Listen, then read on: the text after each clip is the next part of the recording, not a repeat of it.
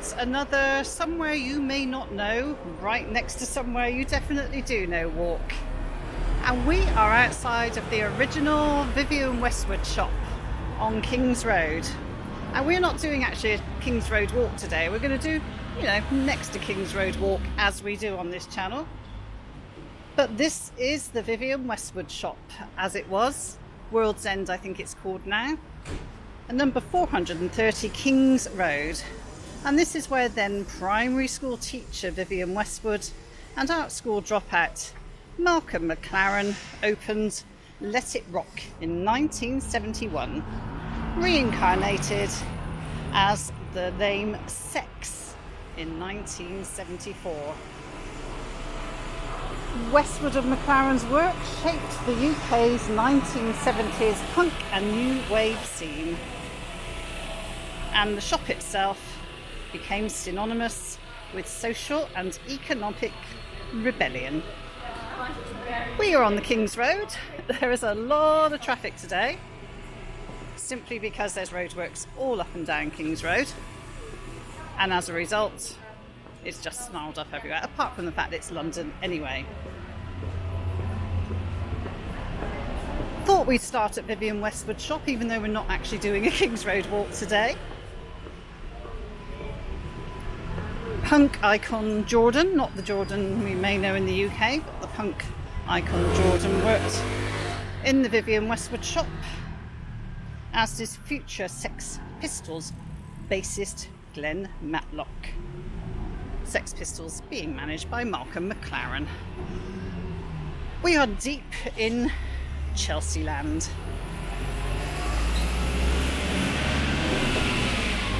Noisy Chelsea land. Interestingly, the walk we're going to do is going to head down towards Cheyne Walk and the Embankment. There's a lot of building work going on everywhere. Loads. Scaffolding galore all over the place. This end of the King's Road actually also had one of the first men's hairdressers catering for the longer men's styles of the 60s and 70s. Roy Wood, I believe he's I Wish It Would Be Christmas Every Day, Cat Stevens, Elton John, were clients of the Smile barbershop just down the road from Vivienne Westwood where we were. Also, I believe Swan Records was down that end of the road, owned by Led Zeppelin. And I still do mostly prefer the Led Zeppelin theme tune for Top of the Pops, even though it's not actually recorded by Led Zeppelin. British reference there, Top of the Pops theme tune, 1970s. Also down that end of King's Road, as we walk up King's Road, I think the Rolling Stones used to famously had a flat on Edith Grove, had 2 bedrooms, no bathroom. Of course, the Rolling Stones then ended up living in the posh places on the road that we're heading to now. So from a 2-bedroom flat with no toilet, they ended up at the poshest end of Chelsea. Rags to riches, guys and gals. So we're walking along, can I call it the bottom end of King's Road? I don't know. Not at the Sloane Square end of King's Road. That's going to be another walk. Let's see if we can cross. Crossing King's Road is quite hard work. We're going to run. Dodging a cyclist as well.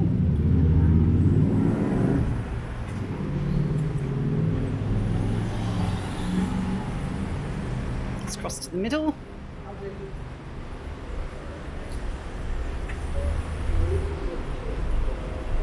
Cars probably crossing when they shouldn't through the lights. Just crossed Beaufort Street. I imagine something to do with the old Duke. Let's have a nose in some of these windows. Gentleman's hairdresser. Keo I associate with beer in Cyprus. Movie art. Barbarella. Yeah. Over here we have the Bluebird restaurant. Went there about 25 years ago, my goodness. Again, it's a car blocking a junction. That lorry is not pleased. So, Bluebird Restaurant. Got the Octavia Foundation charity shop here.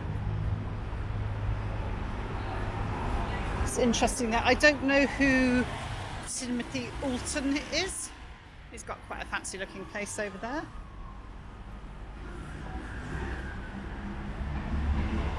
I'm going to point you along some side roads, but we're actually going to do a lot of walking around side roads here. So if you look over there, you can see that the autumn leaves are just starting to peek through now, and I'll try and do a few walks with autumn leaves.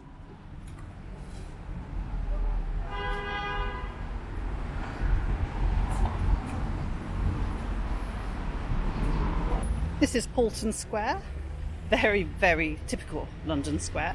Houses around the outside, green in the middle. As I said at the start, with the traffic thundering behind me, this is a walk just off a walk, if you know what I mean. We are on King's Road, a road that you've no doubt heard of, and we're going to walk to Cheyne Walk and along the Embankment, which might be something you're less familiar with. And this walk is taken off the websites from the Royal Borough of Kensington and Chelsea website, London ex-London and Secret London. On the King's Road, if we were mere nobodies, when it was built before 1830, we can get our tarot and palm reading done here. Tarot readings inquire inside.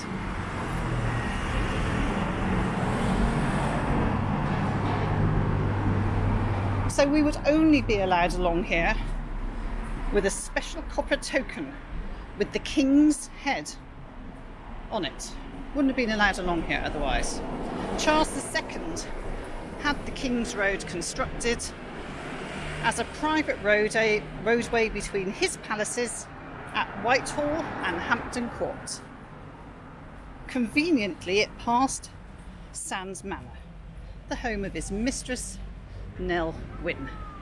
If we continued along there, we would be continuing along the King's Road, not that direction, but this direction, to Sloane Square, where we just had a brunch, which was quite nice actually. But instead we are going down this road, Old Church Street, which is a very old street indeed. As we leave the King's Road behind, and I try to cross, I see Christian Lacroix Maison. There we go. I think you probably are all very familiar with the King's Road. Became famous in the 1960s. Sort of started before that. Mary Quant set up her shop, Bazaar, at 138A King's Road in 1955, and she was the driving force revolutionising the area. And by the mid-1960s, the street was lined with boutiques, restaurants, became the haunt of the beautiful people. And as I said, in the 1970s, Vivienne Westwood, Malcolm Mclaren led sort of the punk revolution. So this is Old Church Street.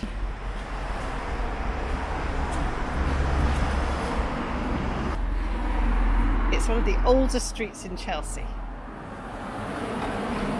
The reason I'm hesitating is we've got some high walls here, and I wanted to sort of show you something, but there's nothing I can show you.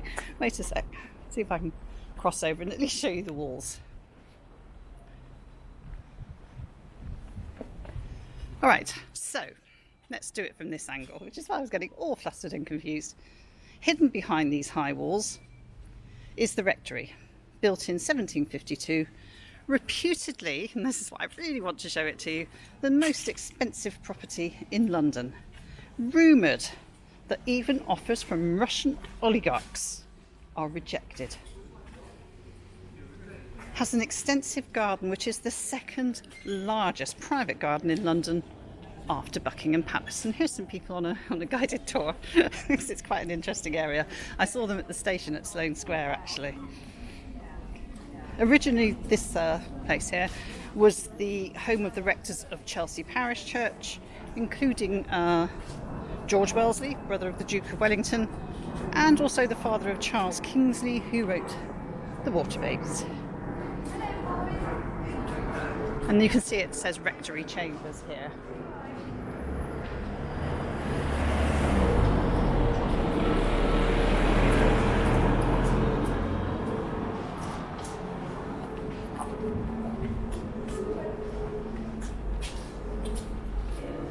Now, also want to show you this here.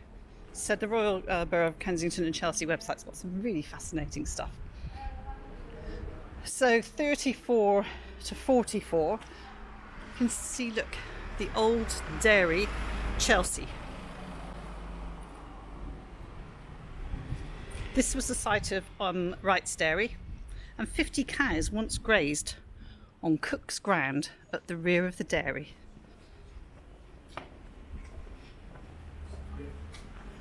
Oh, we got the Chelsea pig here. This was originally called the Black Lion.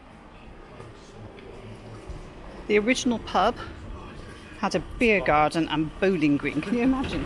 We had cows grazing behind us, 50 cows grazing behind us, and we had a bowling green here and a beer garden. This particular pub, let me show you up there, owned by Timothy Alton, who we just saw on King's Road.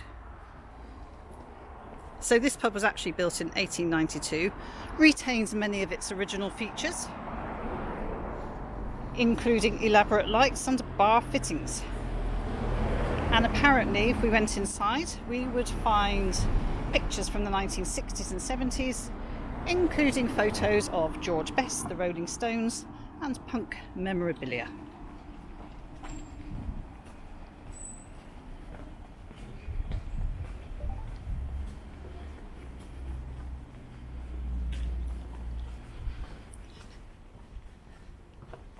As I said, this is a walk that I've very deliberately chosen. I think this may have been part of the dairy as well, looking at this.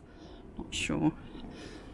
Because I do like to do a walk that's next to places you know, but is something different. And I think the back streets of Chelsea, if you want just to go somewhere different, just walk around between King's Road and the Embankment. I'm going to go down to the Embankment shortly, if you can quite see it through there. And you'll find lots of these tiny little streets and walkways. As you can see, this is like going back in time. Really ancient little passageway. Of course, with that helicopter overhead, just for a change. It is believed there's lots of arguments as to why it's called Justice Walk, but I think the consensus is that it's named after Sir Henry Fielding, the blind magistrate who lived nearby. Just going to turn you around slowly, if possible. There we go.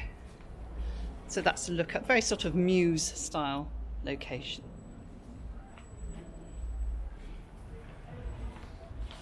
Now, as we emerge from Justice Walk, you can see ahead of us two early Georgian houses, Duke's House and Monmouth House, and they were built around 1705. They originally occupied, I'll just show you up here, isn't it lovely? This is Upper Cheyne Road just over there. They were originally occupied by the Duchess of Monmouth. So noisy with the planes here. Later occupants included the writer Tobias Smollett, but more particularly Nicholas Sprymont, owner of the famous Chelsea China factory from 1747 to 1769. Part of the building also used as a showroom for the porcelain works. And the building was demolished, and I'm just going to show you there, in 1835 to create Upper Cheyne Road, which is what we're looking at. Because it's cute. We got these lovely little houses. How much they go for? Go on, somebody, put it in comments. How much do these houses go for? I'm going to say a lot of money. Naturally, we have a white van in the middle of the road. Let's go through here.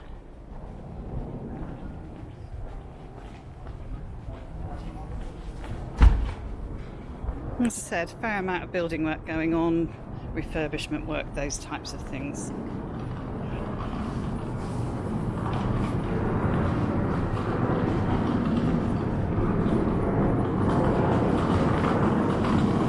Now, what I wanted to show you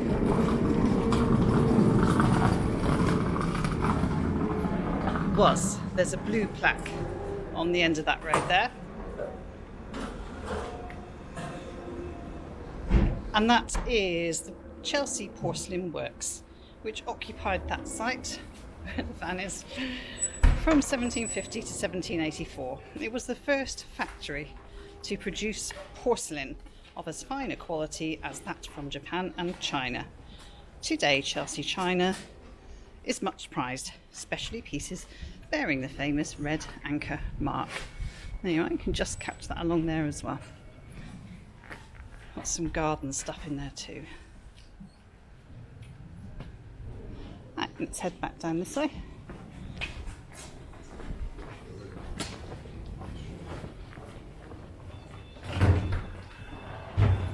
One-way street here. The builders are wondering what on earth I'm doing. Mysteriously whispering to each other. It's fine, guys, it's fine. Right, this is Cheyne Row. The particularly cute dog looking at us over there. Hello. You can wag your tail at us, that's fine. So, Thomas More. So, some notes on Thomas More. Canonised in 1935 as a martyr. Declared the patron saint of statesmen and politicians by Pope John Paul II in 2000. He was Henry VIII's Lord High Chancellor of England. He trained, by the way, in one of the Inns of Chancery and Lincoln's Inn. Do check out my Lincoln's Inn Fields walk. It's good, I like it.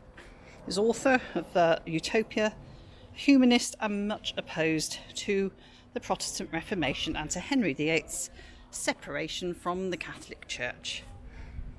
After refusing to take the oath of supremacy, he was convicted of treason and executed.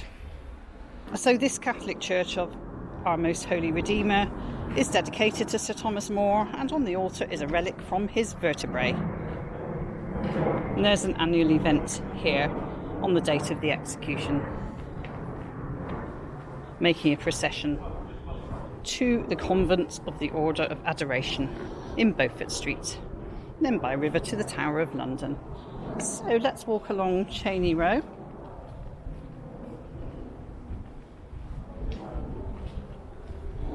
The most famous resident of Cheyne Row is Thomas Carlyle and his wife Jane. And they lived at number 24 to 26, which is just coming up. He arrived with his wife Jane from Scotland in 1834 and settled for the rest of their lives here. There you are. You can see a picture of him on the wall there, sculpted. And it is now owned by the National Trust. It was donated to the National Trust.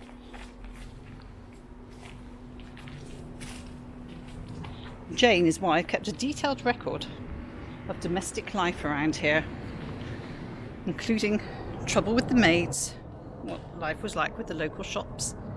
Carlyle didn't like the noise and had an attic room up there, soundproofed, so he could work on his histories without too much disturbance. Once he'd published the history of the French Revolution, which was his most famous work, many visitors turned up, including Ruskin, Tennyson and Dickens. So a group of admirers eventually bought the house and presented it to the National Trust. The interior is lovingly preserved.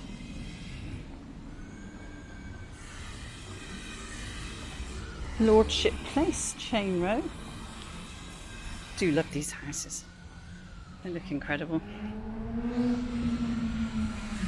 Nice and historic.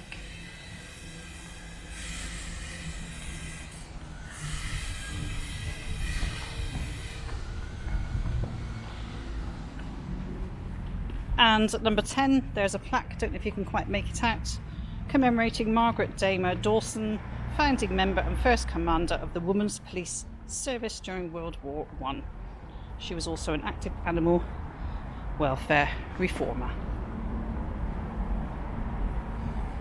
Very much approaching Chelsea Embankment now.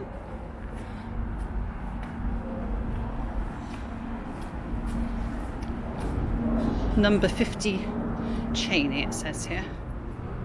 Loving those. I'm quite amazed by the plane noise here. Oh, should we have a look at the menu?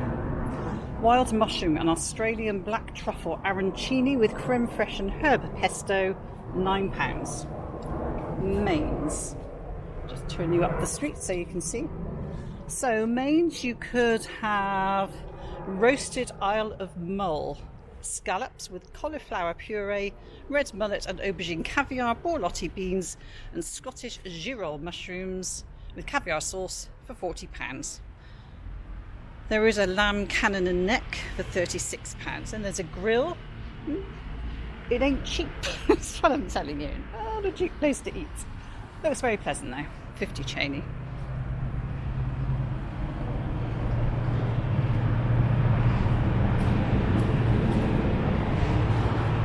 I think we'll go this way. I don't quite know which way to go. Oh, the front of it looks amazing, doesn't it? It really does look pretty. Just peek inside there. And these are Carlisle mansions. Here we are, Carlisle mansions, built in 1886.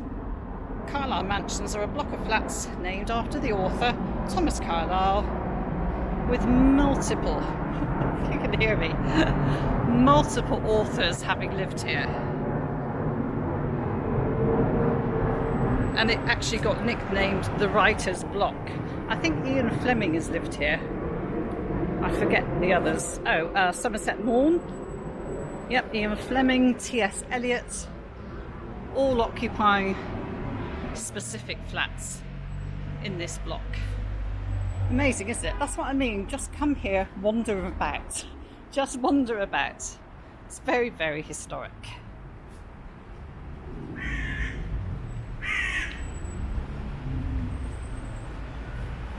We're now back at the end of Lawrence Street.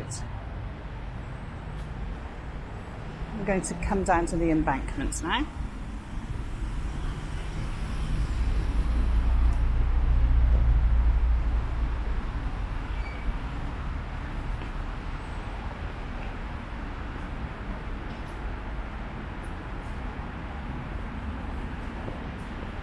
We are now on Cheyne Walk. It says 60 to 61. Cheyne Walk. Now we're at the place, okay? Now we're where people hang out and lived and things like that. I'm going to point you now towards the river.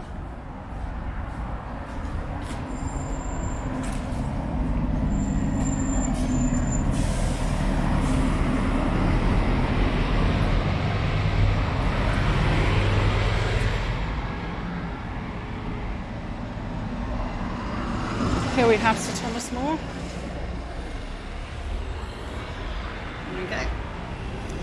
If we continued along Cheyne Walk, we will be able to see blue plaques galore for all sorts of famous types. As I said, the Rolling Stones notoriously lived on Edith Grove, about 10 minutes in that direction. But they then came and moved down here. I think Ronnie Wood bought number 103, Cheyne Walk, for $7.25 million in 2008. Never actually lived there in the end, apparently. Walter Greaves, famed British painter, believed to have lived at 104.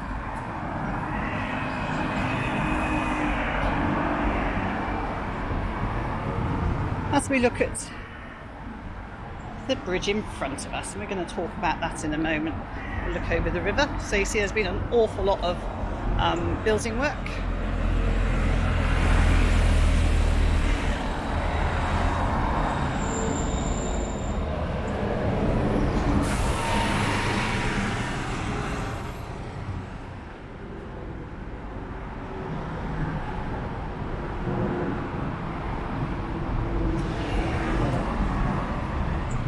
Just trying to work out how to cross safely around here. Got a dedicated helper here who so far has grabbed me once. So far you've grabbed me once, haven't you, mate? Yes, I have. Chelsea Embankment Gardens. So this was a real effort to clean up what was rather a smelly area. Yep, it stunk here. So let's talk about that, shall we? Let's have a look at Albert Bridge.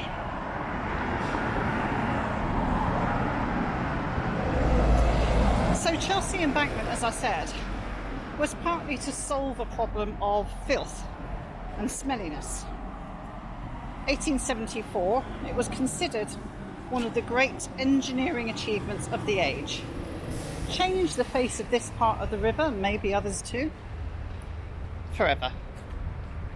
So Turner, Whistler, Greaves, they would paint picturesque, cute scenes along the river here. Unfortunately, it wasn't that pleasant for the locals. It was full of disease, floods, and as I said, unpleasant smells. So Chelsea Embankment is just over a mile long. It actually cost about £270,000 to build. And the granite walls that you can probably see, let's point you over there,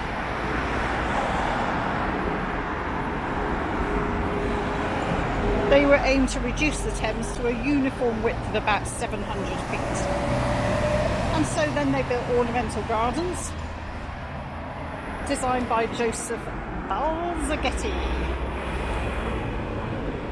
Show you this statue here.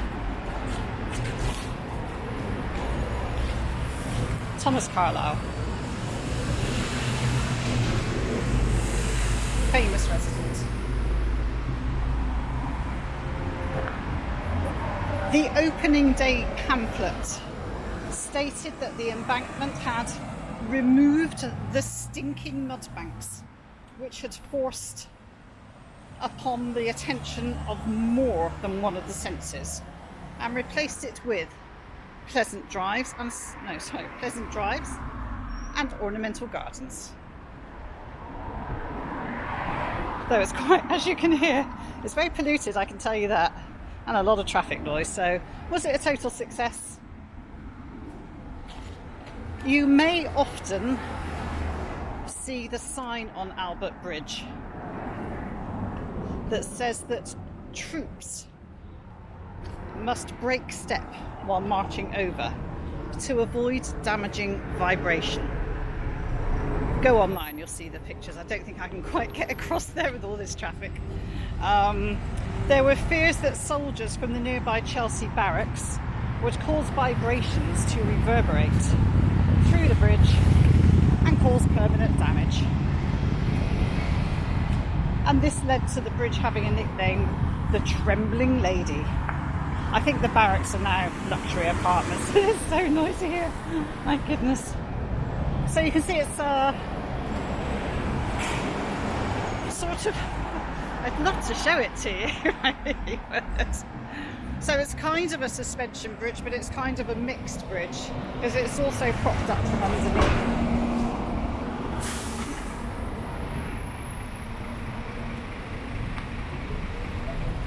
Let's see if we can cross here safely. So I start looking for numbers as we wander along Cheyne Walk.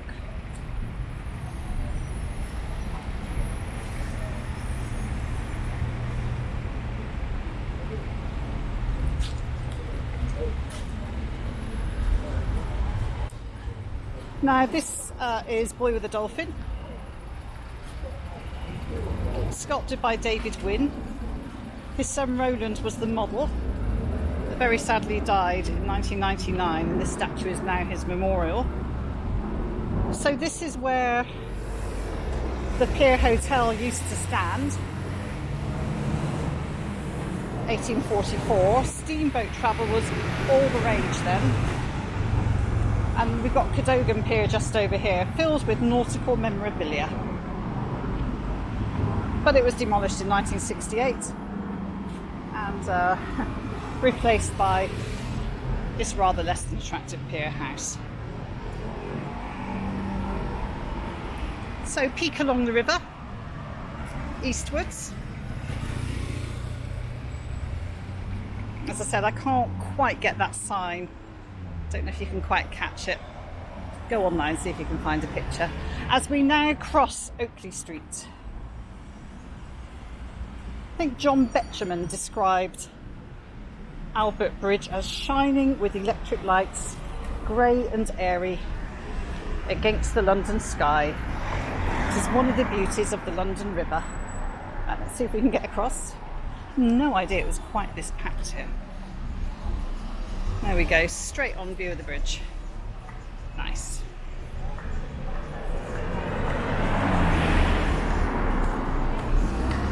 And we are going to cross and continue along Cheyne Walk. As I said, homes of the rich and famous. What are we at here? Number 28. See if I got any notes. So we've gone past 48 somewhere along there. So if I hadn't been showing you the river, along there lived Mick Jagger from the Rolling Stones. Purchased number 48 Cheyne Walk in 1968 for £50,000. Lived there with Marianne Faithfull, who he had a whirlwind romance with. Sold the property in the 70s, although supposedly bought back another one further along, Isambard Kingdom Brunel's former house. This is number 28. Number 42 was the home of intelligence officer and suspected spy Guy Liddell. Bram Stoker. I thought there was somebody along here. Bram Stoker lived at number 27, creator of Dracula. And along here also George Best lived, in a flat next door. You can see they're very, very attractive houses. I'm surprised we got a Bentley I'm looking at here. I struggle to tell the difference between rollers and Bentleys for some reason. So here we are, lifestyles of the rich and famous on Cheyne Walk. And if you want a good nose around, somewhere different, then just come and have a nose. I said the traffic's really loud. There's a fair bit of building work as well in the whole area. There you are. So, King Henry VIII. He's the one who started it all, just so you know. It's Cheyne Mews.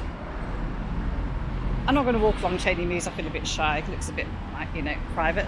So, King Henry VIII's manor house stood here until 1753, when it was demolished after the death of its last occupant, Sir Hans Sloane. And numbers 19 to 26 were built on its site. And the old manor house garden still lies beyond the end wall of Cheyne Mews. Contains some mulberry trees said to have been planted by Queen Elizabeth I. So yep, Henry VIII, yep, he was here.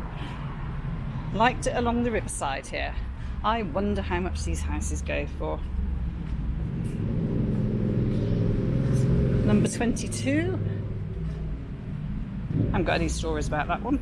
Somebody coming through, let them through. There they go.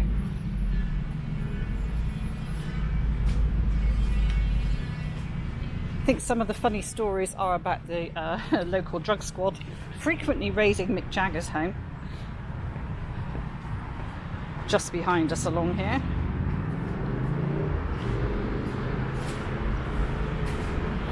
Now we're coming up to number 16. It's 19. Hope you're getting a good view of these. Pull out to the pavement a bit just so you can get a distant view. Number 17. So number 16. Famous as you can see from the blue plaque, being the rather zany abode of artist Dante Gabriele Rossetti for 20 years from 1862. Moved to Cheyne Walk after his wife died, and there were reports of him eating 6 eggs and half a dozen kidneys for breakfast, obviously liked his protein. He obsessively collected antique furniture. He was believed to have kept kangaroos, wombats and armadillos, another helicopter, inside his home. And also Paul Getty, the philanthropist Paul Getty, lived there in the 1980s. At number 14, are we at number 14? It's hard to know when the houses are so large. Former home of philosopher Bertrand Russell. They're big houses, aren't they? Enormous. Don't know what number this is. Can't tell. Put a sign on your house. At number 10, David Lloyd George lived. Are we at number 10 yet? We've gone past it. Let's give you a good look up a road. There we go. Chelsea Roads. Cheyne Gardens. Cheyne Gardens up there. I don't know what number this is.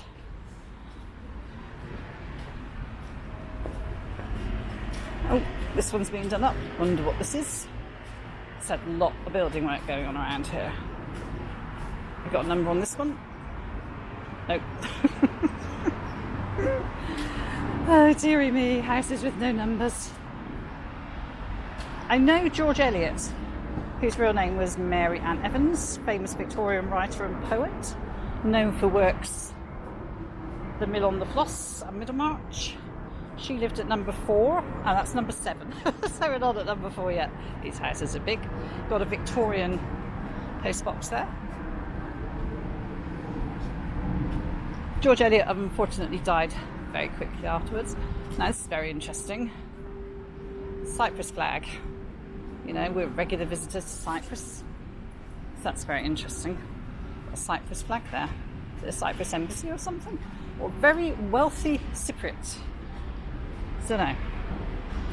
Yasu. Okay, this is number 4, where George Elliott lived. And in 2015, former New York City media mogul Michael Bloomberg reputedly paid $2 million above asking price to secure that house for around £17 million. Number 3, famously the home of Keith Richards and Anita Pallenberg, arriving in the summer of 1969. Now, have you seen the film Performance? It was considered pornography when it was made. Mick Jagger had a very famous scene on a bed that was in that house with Anita Pallenberg, Keith Richards' girlfriend at the time, and another woman, by the way.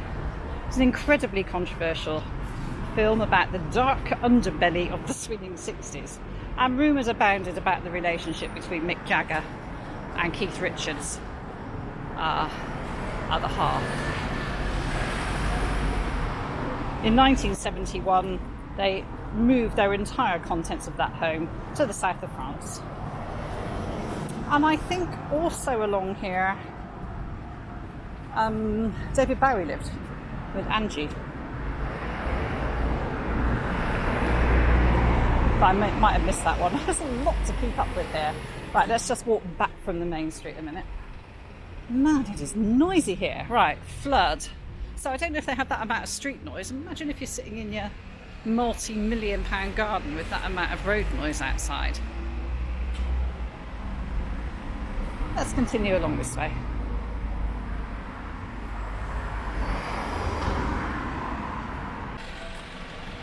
Okay, we just dodged through the traffic on Flood Street. You don't necessarily want me to film that.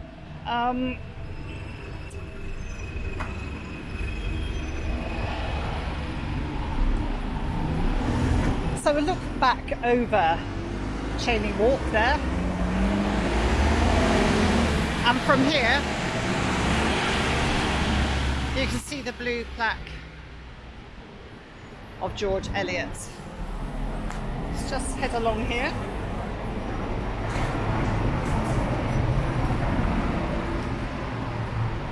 So, before the embankment was sort of, turned into something usable, and you can see it looks really lovely over here.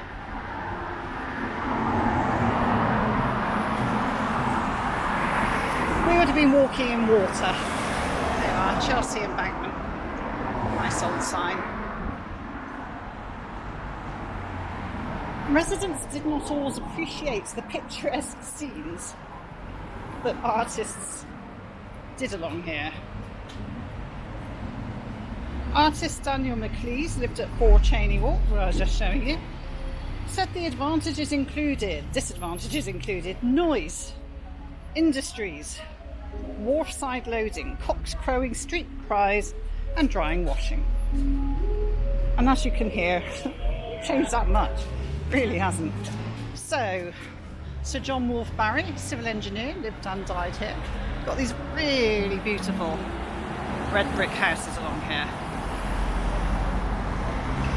Why? I can tell you why. In 1877, the Board of Works released some of the surplus land along here, eagerly snapped up by the well-to-do, who had artistic leanings. They commissioned fashionable architects such as Norman Shaw and Edwin Godwin, and the result was 18 splendid, individualistic red brick townhouses that you are seeing here.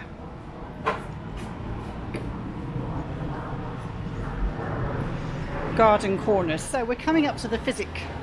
I think you call it the Physic Garden. I keep wanting to call it the Psychic Garden, which is obviously completely wrong. Point you towards the river. Looks like tide's quite high along there. And we are, yes, Garden Corner, the one I just showed you, number 13. So the Physic Garden was built in 1879 on the site of the old Swan pub. In 1906, the interior was remodelled by the arts and crafts architect and designer Charles Voysey. I'm showing you the fence at the moment. And it was recognised as one of his finest works. Grade 2 status now. To keep those interiors retained today. Now, most of the houses have been converted into flats and offices, but we are now able to poke our camera into the Physic Garden through there. I should point out, I asked permission to film. They wouldn't give me permission to film. They said, please ask people watching, please ask them to come and visit. I think it's £14 entrance. So you can see a lovely view across the river from here. Up to the 70s, you could see the Battersea Fun Fair. The Peace Pagoda now dominates. Just point you across to it in a sec. Built by Japanese monks and nuns in 1985 to celebrate peace around the world. Well, that lasted. There we are.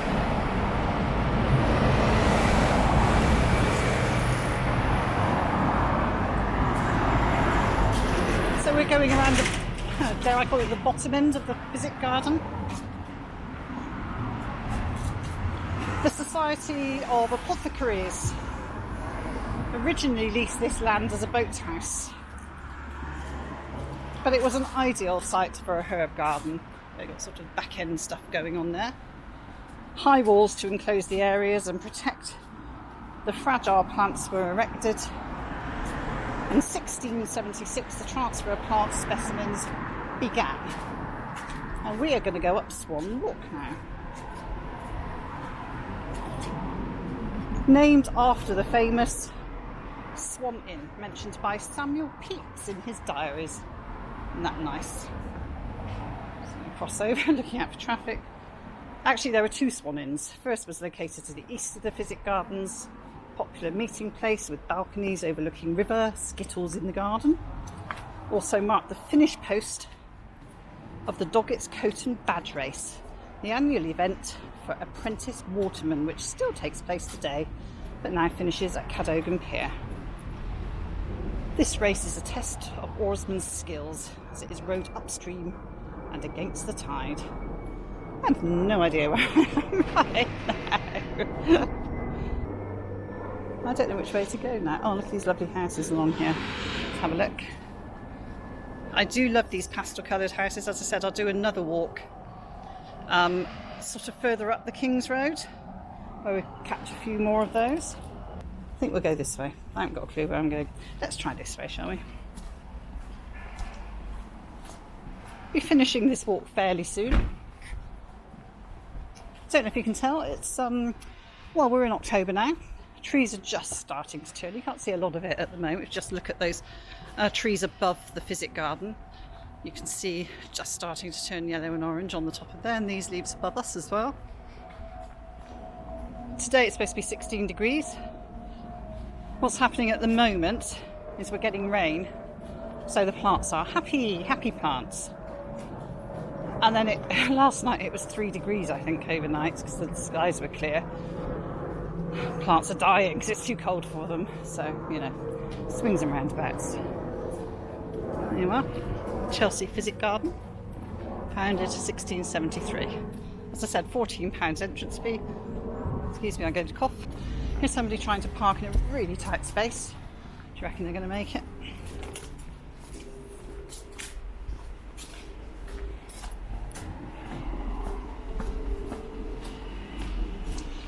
She's having a third go.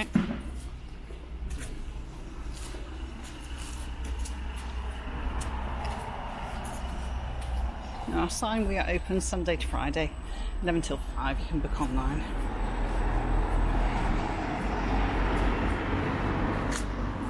I wonder where we are now. Cheyne Place. Let's walk along here.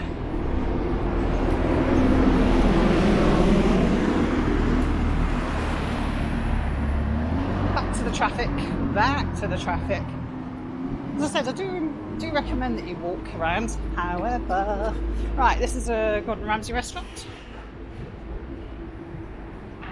I don't know if it's got a name. It was just Gordon Ramsay Chelsea, something like that.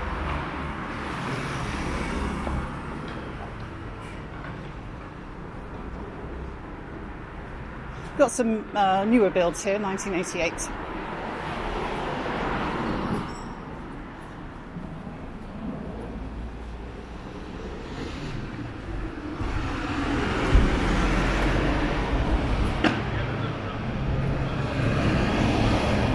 Road here.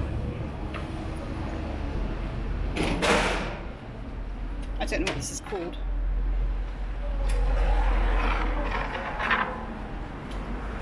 Really in the way. I'll get out the way of everybody so we don't get whacked by timber. We don't want to do that. We've got a Gordon Ramsay bar and grill here as well. And an estate agent. Shall I look in a window? That's rentals. 2.9 million. There you go. Stone Square. I caught that one.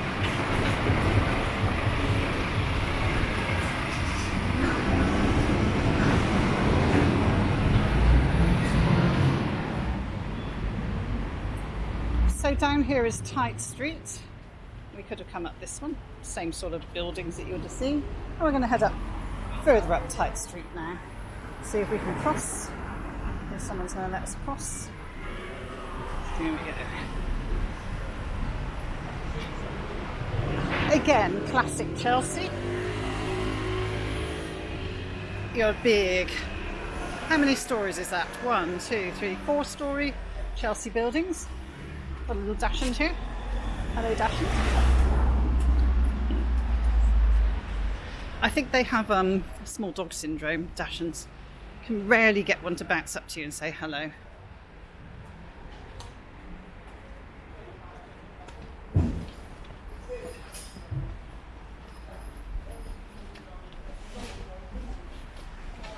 See what I mean? Loads of building work going on. Loads of it. Everywhere I go, just see scaffolding. Buildings covered up, which is a shame, actually. It is a shame.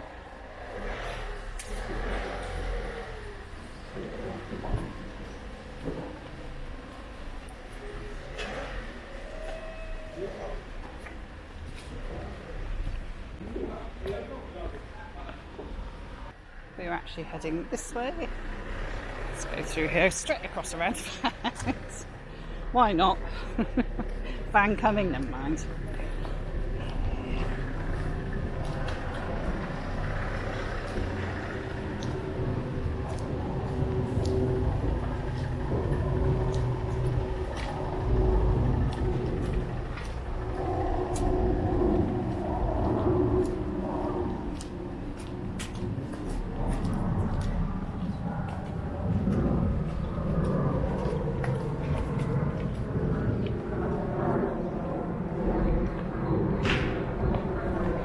More Chelsea.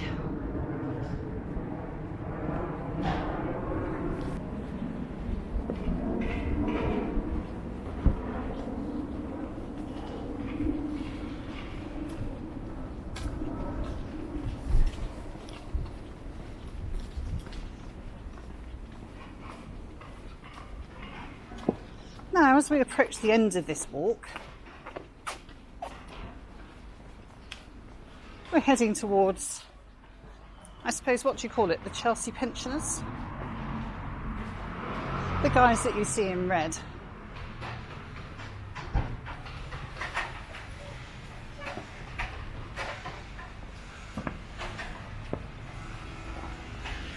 And that's now known as the Royal Hospital. So let's head down here for the final stage of this walk. I wonder if we can cross to the middle. No. Of course there's a car coming. Don't live in Chelsea. There's too much traffic in Chelsea. And aeroplanes overhead. Other than that, it's lovely. Lovely buildings. So, more Chelsea buildings here. I think the trick in Chelsea is to find a quiet mews location. It does say no idling engines here. I don't blame you at all. Wow.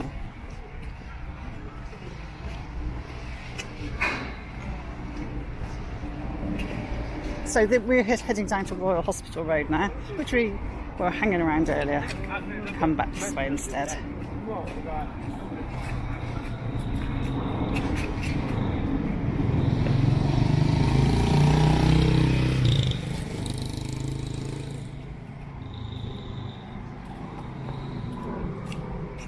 Now, this is the National Army Museum.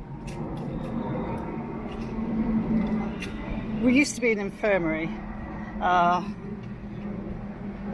Now the National Army Museum, telling the story of the British Army. Those guys look a bit ferocious, so I won't stand and stare. From the Battle of Agincourt in 1415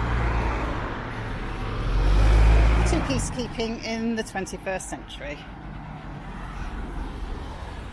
They have a particularly popular attraction, which is a huge model of the Battle of Waterloo and a recreated WW1, World War I trench. And I don't know if we saw, there was a cannon at the entrance used in the siege of Sevastopol during the Crimean War.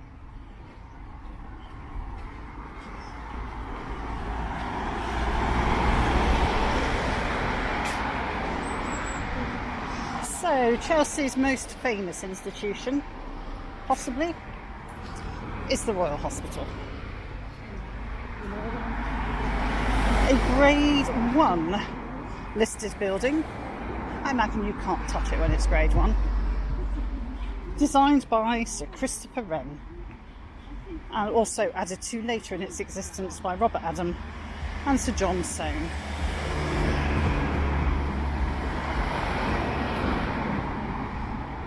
There it is. Royal Hospital, Chelsea.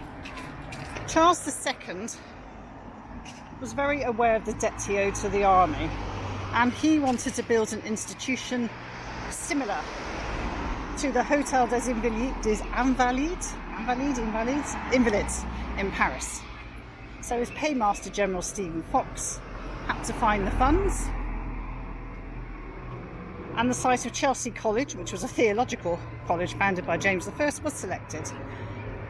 And in 1682, the King laid the foundation stone. It was completed in 1692. And the first 479 veterans admitted in early 1692. The building, I don't know if you can tell from this side, was arranged around 3 courtyards, with the main one, Figure Court, opening to the south. The south grounds were laid by Wren, but they were swept away when they developed the embankment. So basically, in return for surrendering their army pension, veterans receive board, lodging, clothing and medical care. They sleep in long wards, if you view up there, and each pensioner has a 9-foot square berth. The famous bright red ceremonial uniform is a modernised version of the one introduced by the first Duke of Marlborough in the early 18th century. Their day uniform is blue, though I often see them about in red, especially at the Chelsea Flower Show.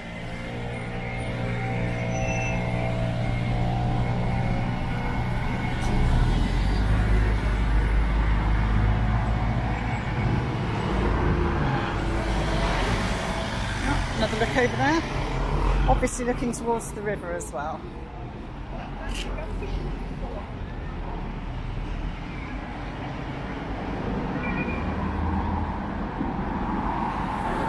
And we are now heading back towards King's Road.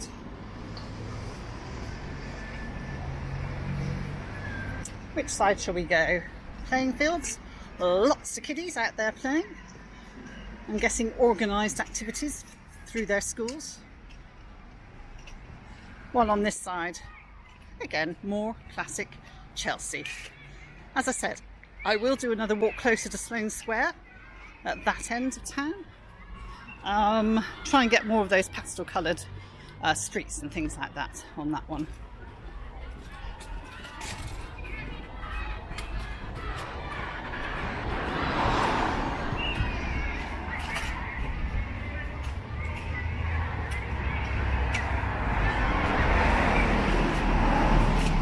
It's lunchtime now. I suspect dedicated helper and I have hungry bellies. Yeah, I wouldn't mind something to eat. Wouldn't mind something Maybe to bubble eat. tea, doesn't it? A bubble tea? Yes, you do like a bubble tea, don't you? Oh yes, I do. All the rage, all the rage.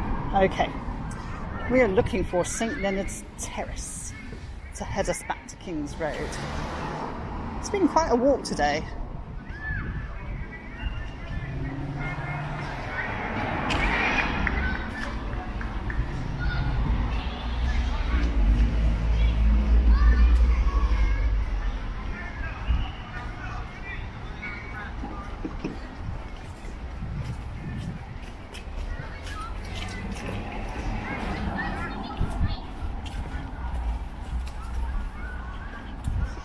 I'm hoping if I get to go to the right spot, I can find you a fictional home of James Bond. Will I be successful? It's not been the easiest of walks today. We couldn't find the Vivienne Westwood shop. I mean, at all. Really couldn't find it. Walked straight past it 3 times. Okay, we are in St Leonard's Terrace. Let me just cross over.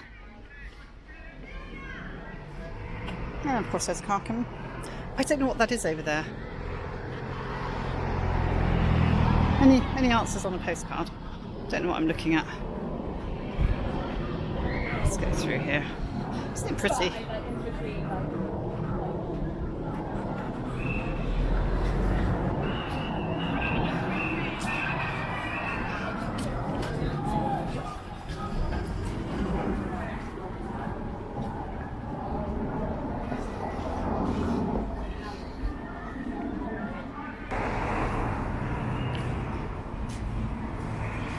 Walpole Street, we are not going up there. Right, run, there's a taxi coming, just go. Right, road, Chelsea Style Road, camera stuck on one angle, there we go. Chelsea Style Road, King's Road just up there. But we're not quite done yet. One more thing we want to do. One more thing.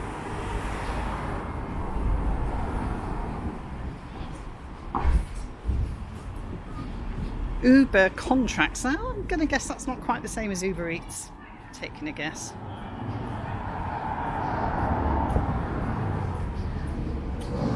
Royal Avenue, here we are. Now, I saw this on the way. I was very interested in it. I thought, I wonder what Royal Avenue is, and here we are, wandering along. So, Royal Avenue and Burton Court were laid out in the 1690s by William III as part of a proposed carriageway linking the hospital, one we just saw, with Kensington Palace, enclosed by a hedge and small white fence. And so in 1748 it was known as White Stile Walk. So here, somewhere along here, I'm not sure where exactly, was the fictional home of James Bond. What numbers are we at? 37. So if we looked over that side, let's see if we can cross over this side.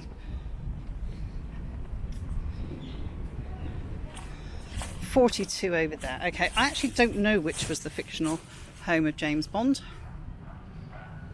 I know that at number 36, Rossetti rented number 36 for his mistress. Oh, also, interestingly, along here at 30. Let's go the other side, shall we? Seems more interesting on that side. Let's go over here. Security, get him out. So number 30 was interesting because Joseph Losey, the American film director, came to England during the McCarthy era to escape the communist witch hunt. And he lived at number 30. One of his best known films, The Servant, starring Dirk Bogarde, Susanna York and Edward Fox, was set in an empty house opposite his own. So we're coming up to where he lived, and then he set that film and set it in a house just the other side of the road. Now, Losey led a local protest to preserve the character of Royal Avenue and protect it from rubbish, noise and hippies. Deary me. It was the opening of the Chelsea Drugstore. Chelsea Drugstore, have you heard of that? In 1968, that spurred the locals into action. So, the Chelsea Drugstore was Britain's first American-style drugstore as we come up now towards King's Road, and replaced the White Hart pub. Stainless steel, brass, marble and mirrors were all used, leading a resident to describe it as a gin palace turned into a tin palace. It was open 16 hours a day, 7 days a week, and the residents complained. Wonder why. It closed in May 1971. They did sort of have a version of it turn up. It was nowhere near as exciting. And today, the Chelsea Drugstore site, cultural icon that it is now occupied by McDonald's. So there you go, the Chelsea Drugstore, named in a Beatles song. So Rolling Stones, 1969. You can't always get what you want. So I went to the Chelsea Drugstore to get your prescription filled. Well, they were in here. You can just about catch the old red brick left at the top of the building. And it's also in Clockwork Orange, a film that seems to haunt me many places that I go to for various reasons. And we are now back at King's Road. So we started in that direction somewhat. As you can see, roadworks galore up and down. I am now going to head back up to Sloane Square, where we may find ourselves a lunch. And as I said, there will be another walk around King's Road and Chelsea. I'm going to try and catch some more of those cute streets for you on the next walk. I do hope you enjoyed this walk. Noisy though it was, very, very noisy. And I did get lost a few times, but anyway, we're here now. I'm going to point you in that direction, and I will see you next time. Goodbye.